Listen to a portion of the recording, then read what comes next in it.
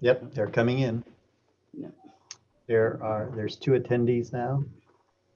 Okay, she said she's been on for And 5 minutes. Okay, Minashi and Jackie are on. 5. Okay, great.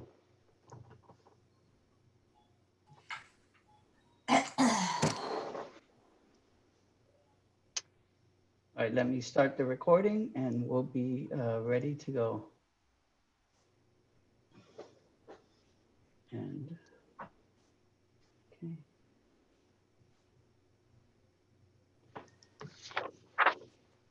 We're ready, Chief Justice. All right. Well, good morning, everyone. Will the clerk please call the case?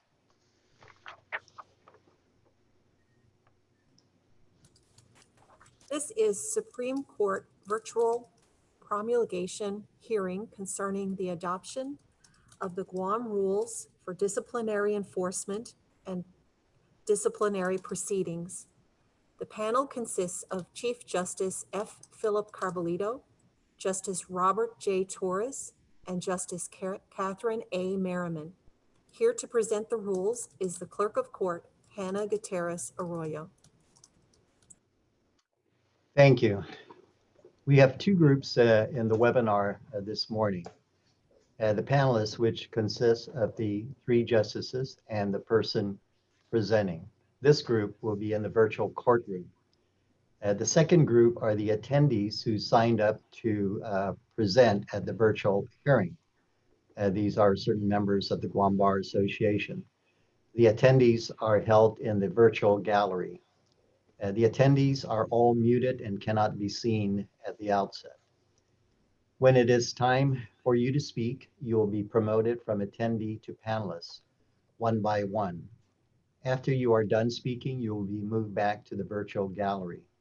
You will be given up to 5 minutes to speak, and I will let you know when you have 1 minute remaining. And if anyone in the virtual gallery has technical difficulties, please use the Zoom Q&A box and we will try and resolve those issues. The hearing is being recorded and will be made available on the Judiciary YouTube channel. And the members of the Guam Bar who signed up earlier to speak are as follows. Jackie Terlahi, the president of the Guam Bar Association, Ms. Attorney Mitch Thompson, Attorney Jay Ariola, Attorney Minashi Hemlani, Attorney John Terlahi, Attorney Joseph Paris, Attorney Janice Camacho, and Attorney Marian Wallaschuk. We will start with the Clerk of Court, Ms. Hannah Gutierrez Arroyo. You are recognized, Ms. Arroyo. Thank you. Good morning, Chief Justice, and may it please the court.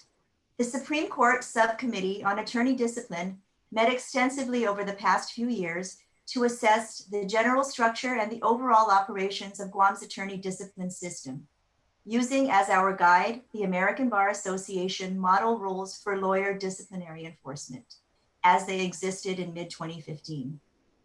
The subcommittee members included judicial officers, members of the private bar, and government attorneys. These attorneys represented the full spectrum of practice areas of which our bar is comprised. Understanding that the proposed amendments were sweeping, the court afforded numerous opportunities for meaningful input from all bar members and also from visiting consultants of the American Bar Association. The proposed rules were first sent for comment on March 7th, 2018 for 30 days. This 30-day period was twice extended at the request of the Guam Bar. Further, at the request of the Guam Bar, the court agreed to hold off on the adoption of the proposed rules to allow a site visit and assessment by the ABA Standing Committee on Professional Regulation, which took place in January 2019. The ABA Guam Lawyer Disciplinary Consultation Report was released in June 2019. Thereafter, staff members of our subcommittee worked diligently to digest the 79-page report and to implement many of the suggested recommendations. An updated draft of the proposed rules was then circulated again to the bar for comment in November 2019. In response to the comments received, the court held a roundtable meeting open to all bar members on December 30th, 2019, during which attorneys were invited and encouraged to voice their comments and to participate in active discussion as to whatever concerns they might have. The subcommittee noted all of the concerns submitted orally during the roundtable and those submitted in writing. And we met for a final working session on January 7th, 2020 to consider every comment. The proposed rules presented this morning for adoption represent years of work, multiple opportunities for all bar members to be heard, and several iterations of the proposed rules to take into account all the concerns of bar members and the recommendations of the ABA Standing Committee on Professional Regulation. Therefore, on behalf of the Supreme Court Subcommittee on Attorney Discipline, I now present these proposed rules and ask that they be adopted and promulgated as presented to become effective on January 1st, 2021. Thank you, Chief Justice. Thank you, Ms. Arroyo. And before the court considers the rules for adoption, we will now hear from the members of the Guam Bar who signed up to be heard on the record in reference to the proposed rules that are before the court this morning. So at this time, I will recognize the first member of the bar, the president of the Guam Bar, Ms. Jackie Terlahi. And Jackie, you will be now brought into the virtual courtroom, and you will have the opportunity to present.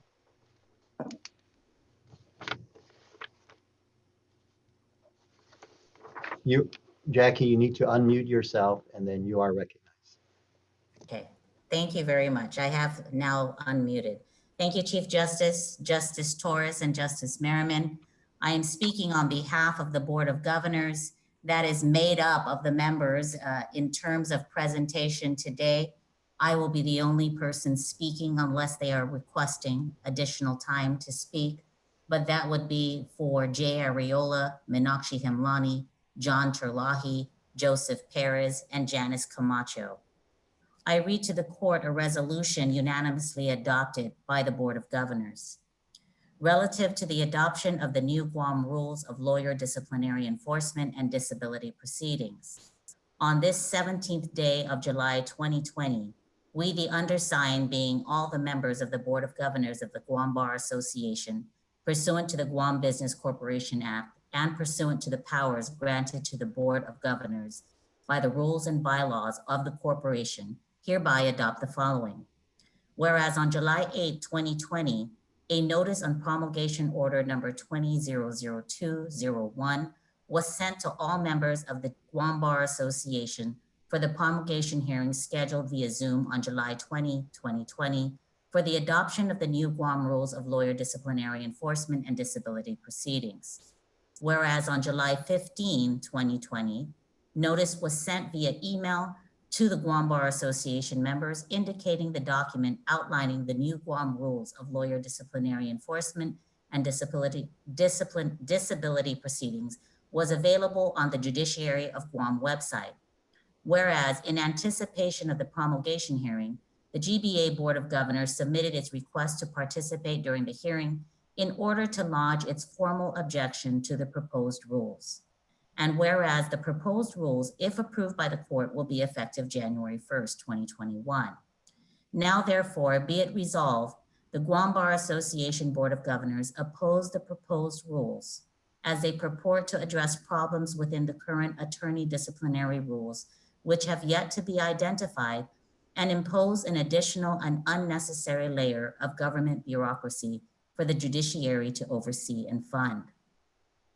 The Guam Bar Association has committed substantial time and resources to address its concerns with the judiciary, and the Board of Governors continues to oppose implementation as the unfunded mandate created by the proposed rules will unjustly burden its members and Guam taxpayers. The undersigned hereby certify they are officers of the Guam Bar Association and that the foregoing is a true record of the resolution duly adopted by the GBA Board of Governors. And following today's hearing, Chief Justice, I will be e-filing the document into the administrative proceeding. That's all I have. Thank you All for right, the I was, time. thank you, Madam President. I was just going to ask you to do that so we can have the resolution and for the record in written form. And so just so I understand you, Mr. Lahi, you are presenting for the other members that you've just identified that signed up, and that's the reason for us limiting the time period. And so is that correct? That is correct. I am speaking on behalf of the entire Board of Governors, Chief Justice. All right, thank you. So, May I and ask, this, may I yes, ask a question? yes, Justice Merriman. Mr. Lahi, then your only objection to the rules is the cost, am I correct? Your Honor, the cost is one factor, but we have presented on numerous occasions to Your Honors our concerns about the other factors, including things such as the statute of limitations, the administration, there were many different issues that we have raised on different forums before the ABA did their full assessment. And following that assessment, we also participated in the December 30, 2019 meeting to discuss some of those issues and the issues that were raised by the ABA. And since that time, we have had no involvement whatsoever, and we have not been requested to be involved. We asked to be a part of the subcommittee, but that request was in fact denied.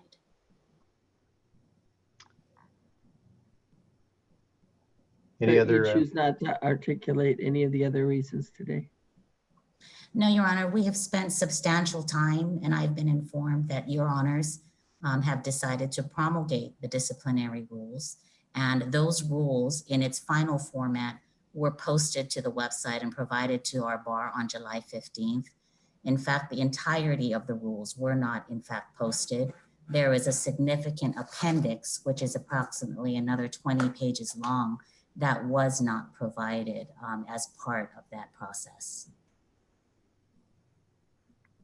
Are you referring to the sanction standards that were provided to the Bar Association when the draft rules were first sent out? Yes, when the draft rules were sent out, but when the final proposed rules for notice of this hearing was provided, those were not provided along with that, Your Honor. That's all I'm referencing. But those standards haven't changed at all. So from what was originally provided to the bar, those standards were the standards that are set forth by the ABA committee and have been approved and in effect since February 1992. So there's nothing different in terms of the standards that are being recommended by the subcommittee for promulgation by the court as inclusion into the rules of discipline. Yes, Your Honor, and that original document was approved by the American Bar Association in 1986. And one of the current concerns in terms of the objections of the bar, as I, on behalf of myself as an individual attorney in the bar membership, in addition to my being the president, have expressed that the type of bureaucracy and regulation imposed by the ABA and by the regulatory system is intended for a large mass attorney membership. Our membership is limited to 305. But out of respect for my membership and the bar, I have decided to withhold further commentary on the particular rules because I understand that there are various objections and various reasons that our 305 active membership have already expressed to this court. And so any expression of further objection to the rules would essentially be my personal opinion. Any other questions or comments for President of the Guam Bar? No, none for me. All right. Okay, I just thank you, Mr. Lai. I just want to say that we appreciate, first of all, I appreciate you commenting on the record, but a lot of the statements that you reference in my mind have been addressed through the journey that we have made together with the subcommittee as the clerk of court has outlined. But I appreciate your comments. So at this time, the court will recognize Attorney Mitch Thompson, who also signed up to present at this morning's hearing. So Attorney Thompson.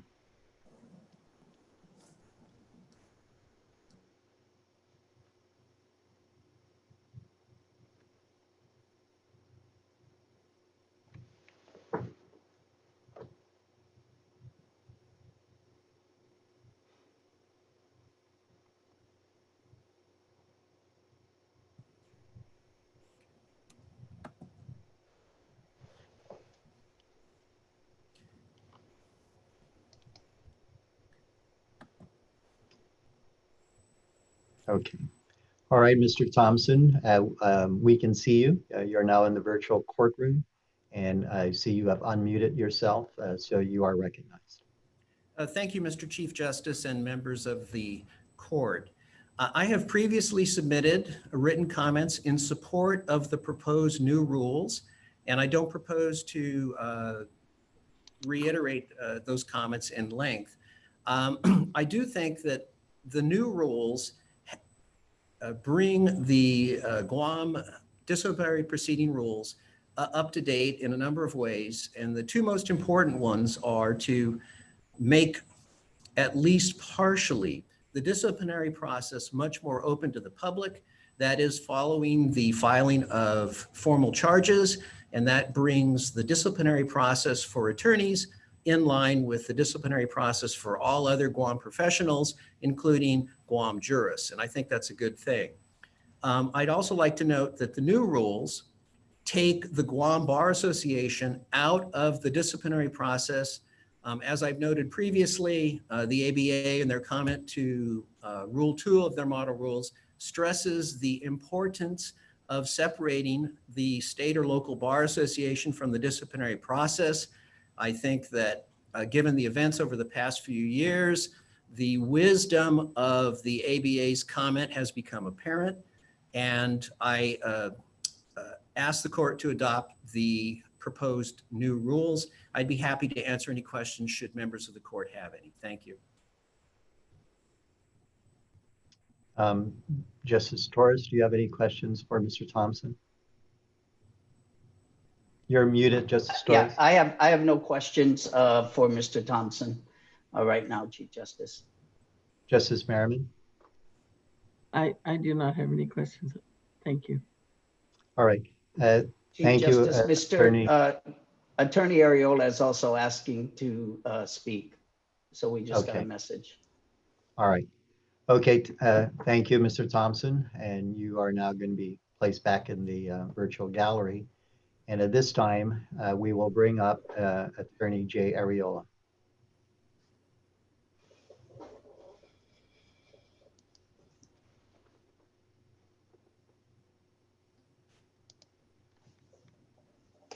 After Mr. Ariola speaks, the only remaining speaker that I have, those who've submitted, would be Attorney Marianne Wallistruck. And is she on the attendees virtual gallery? She is there, Chief Justice. Okay, thank you for that confirmation. All right, Attorney Jay Ariola, you are recognized.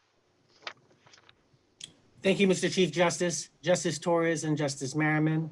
Speaking in my personal capacity as a lawyer who's practiced here for over 30 years, and together with the members of our firm at Ariola Law Firm, we express our strong opposition to the proposed disciplinary rules.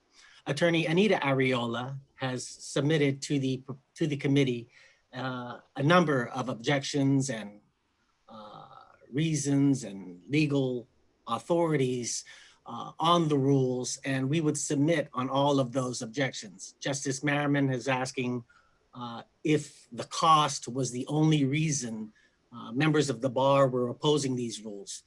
To answer Her Honor's question, no, Your Honor. The cost is not the only reason. The main reason we oppose these rules is because it is a significant and a substantial overhaul of our disciplinary system. There is no reason why we need to impose these rules. Just because these are adoption of the ABA model rules that have been in effect doesn't necessarily mean they apply to our Guam lawyers. We are a unified, integrated bar of less than 300 active members. The model rules apply mostly to the big states with thousands and thousands of lawyers subject to public discipline. These rules are simply an enactment of the ABA model rules just because. There's no problem that we have identified that these rules are meant to address. What is wrong? What is wrong with our current system that we have to adopt these new rules? In the preamble to the rules, there's no indication. We've suggested this several times, even to the ABA committee that came out to Guam. What are we trying to achieve here? Are we not disciplining our lawyers? Are our lawyers just not complying with the rules? Is the caseload so high that we need to address these? And it's just simply disappointing. It's very disappointing, having been a lawyer for so long here and having presented dozens of hours of work to this Supreme Court committee, to engage the committee and ask that our concerns be addressed with these rules. All of the bar concerns have been disregarded. All of them. And so we would respectfully submit, members of the court, that the court should reject these rules and not implement them at this time. Thank you, Your Honors. Thank you, Mr. Arreola. I'll ask you, Justice Torres, at the outset, do you have any comments or questions for Mr. Arreola? I don't have any particular questions that directed to Mr. Arreola. I would just note that as part of the process and in response to the Guam Bar Association's request, we actually agreed to bring out the American Bar Association Standing Committee on Professional Regulation, which went through the proposed rules that had been set forth by the committee, drafted by the committee after over 2 years of work. And they talked about and went through the strengths and description of the lawyer disciplinary system and the structure, and made recommendations to the court. And many of the rules that we are adopting today are based on those recommendations and based on the report that was initiated by the Guam Bar Association.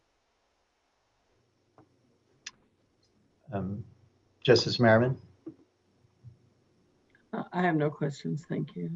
I would request, just for the record, if you could submit again the comments you're referring to from Attorney Anita Arreola, since you raised them. Yes, Your Honor, I will. Thank you. I will. All right.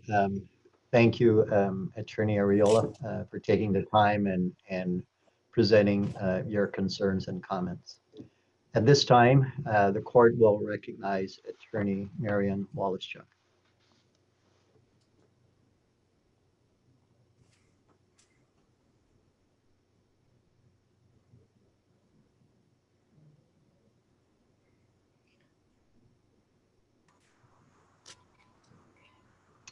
Good morning, Chief Justice and Justices of the Guam Supreme Court. Thank you very much for this opportunity to comment on the proposed rules.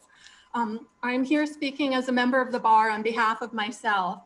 I want to address Rule 16A, proposed Rule 16A, which makes public the matter when formal charges are filed, unless there's a protective order obtained, which only covers testimony, documents, and records. At best, this is unclear, and at worst, it's unduly harsh and punitive. And I will explain that. But first, I want to give you my bottom line, just in case I run out of time to comment. The bottom line is, if you are determined to have this rule, I would ask that there be an allowance, permission for a protective order to be obtained for the entire matter, not just for certain evidence before the hearing panel. And also, because it's the hearing panel that decides the protective order, I ask that there be allowed recourse to some impartial arbiter like a court or a hearing officer to review the hearing panel's decision, because this is something that has the potential to really affect someone's life adversely. As you know, many attorneys run into ethics problems because of mental health or substance abuse problems.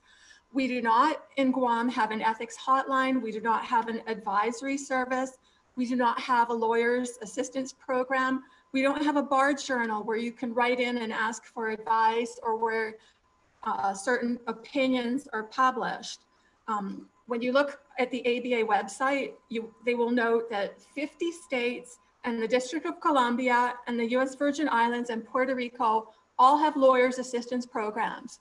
We alone, with maybe the CNMI and the Panama Canal Zone, are the only ones who don't have a lawyer's assistance program. And I believe this rule is very harsh to someone when they're already down. If you compare this to the imposition of criminal charges, both of these events have great potential to affect people's lives.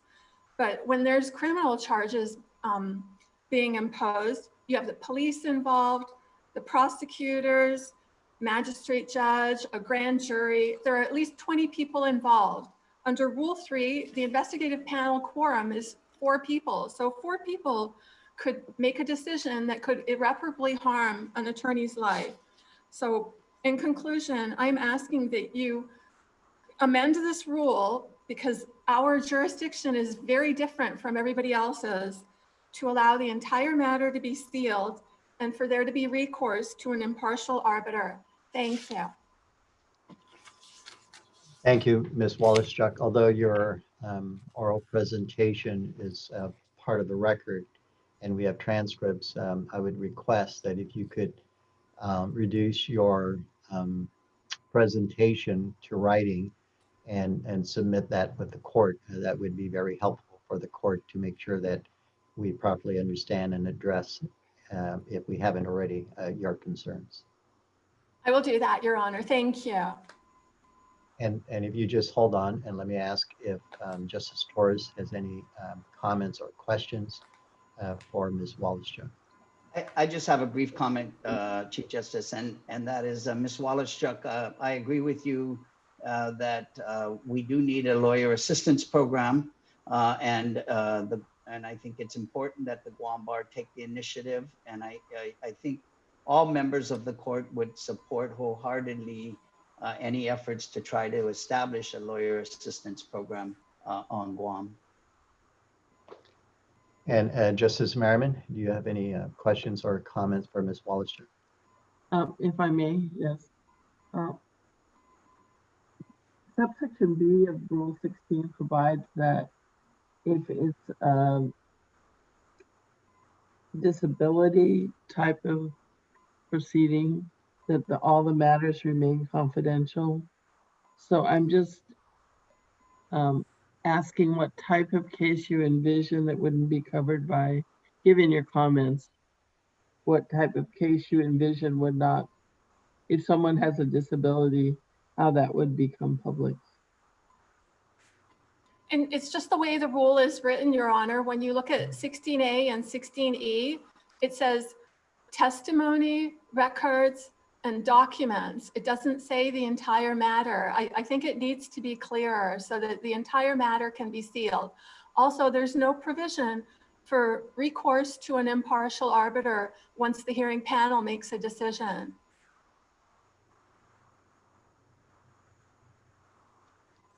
So how do you construe that phrase, unless a protective order is obtained? Wouldn't that come from a court? I think it's the rule provides that the hearing panel will decide whether there's a protective order.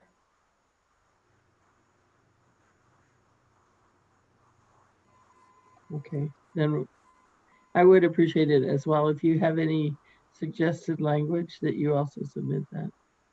Thank you, Your Honor. I'll do that. I'm still not sure I understand your concern, so I'd appreciate a suggestion as to how you think the rules should be changed. Thank you. Yes, And yes, Your Honor. Thank you.